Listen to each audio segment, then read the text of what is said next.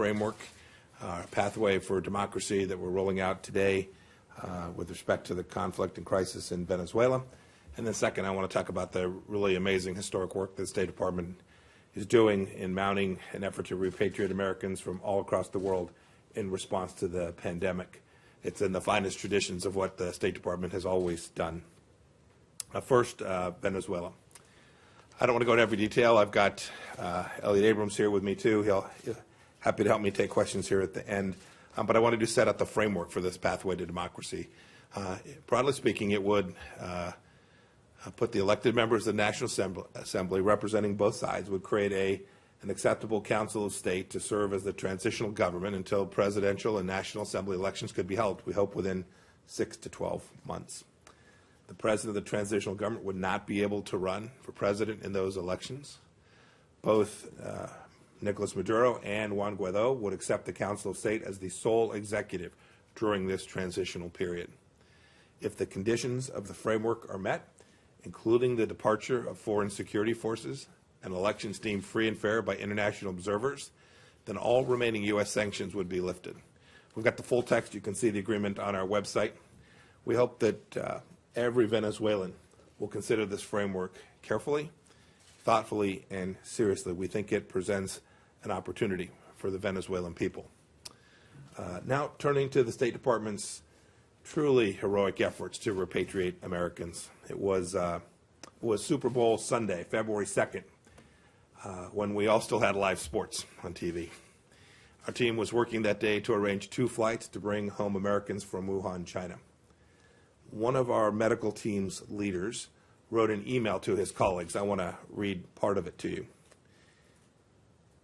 A colleague wrote, quote, "While the whole country enjoys the game in the comfort of home or a pub, most will have no idea that a small group heads into the heart of the global outbreak with the singular focus of bringing their fellow countrymen out of hellacious conditions. No matter how it turns out, we happy few have dared greatly and given ourselves over to this worthy cause." End of quote. That mission was completed, bringing home more than 800 people from Wuhan, and it was the beginning of one of the most important and unprecedented missions in the history of the State Department. As of today, we've repatriated over 26 or 27,000 U.S. citizens from more than 50 countries.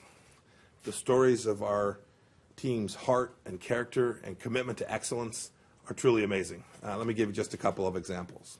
In Bhutan, no easy place to get to. An American was critically ill from the virus, intubated on a ventilator, and frankly expected to die in a country located in one of the most remote corners of the world. But we came to the rescue. Our team arranged a biocontainment transport from Bhutan to an intensive care unit in Baltimore, Maryland, a distance of nearly 8,000 miles. To fly through Kathmandu, there's about 12 pilots that can make that flight. It was one of the most complex medical evacuations in history, and the State Department pulled it off. In Honduras, a double lung transplant recipient was running out of medications which aren't available there. Intrepid young consular officer figured out a way to get safe passage, got him a letter, got him to the airport. It was a city that was in complete and total lockdown. We got him home on the next flight. That man later told our team that we saved his life. The good news is, too, the State Department's doing great, but we're not doing this alone. We're coordinating closely with other agencies in the federal government. My deputy, Steve Began, Brian Bulito, the Undersecretary for Management, Keith Kroc, the Undersecretary for Economic Affairs, the 24/7 repatriation team are performing these duties amazingly.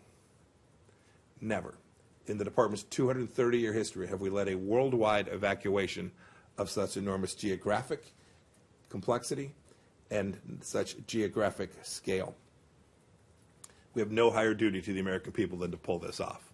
I've never been more proud of how the team has done than I am today. The 24/7 Repatriation Task Force will continue to bring home thousands more Americans in the coming days and weeks. At the same time, I want to deliver a message to Americans who are still abroad. We remain steadfast and committed to getting you all back. We do not know in some countries how long the continued commercial flights in your country may continue to operate. We can't guarantee the U.S. government's ability to arrange charter flights indefinitely where commercial options no longer exist. I urge Americans to register with their nearest embassy at step.state.gov and work your way back here. Americans abroad who wish to return home should do so immediately and make arrangements to accomplish that. Look, I'm just as proud of the work we're doing on repatriation as I am about the health and humanitarian assistance that the State Department is providing around the world, too. It's a topic that deserves more attention. We don't talk about it all that often. In America, we provide aid because we're generous and noble people. We also do it because we know from prior experiences that we don't have good data, full transparency, and all-out effort to fight pandemics, they can harm Americans back home, too. And for both of these reasons, the United States was one of the first nations to step forward and offer help. In early February, it seems like a long time ago, in early February, we transported nearly 18 tons of medical supplies provided by Samaritan's Purse, the Church of Jesus Christ of Latter-day Saints, and others to Wuhan. That same month, we pledged $100 million in assistance to countries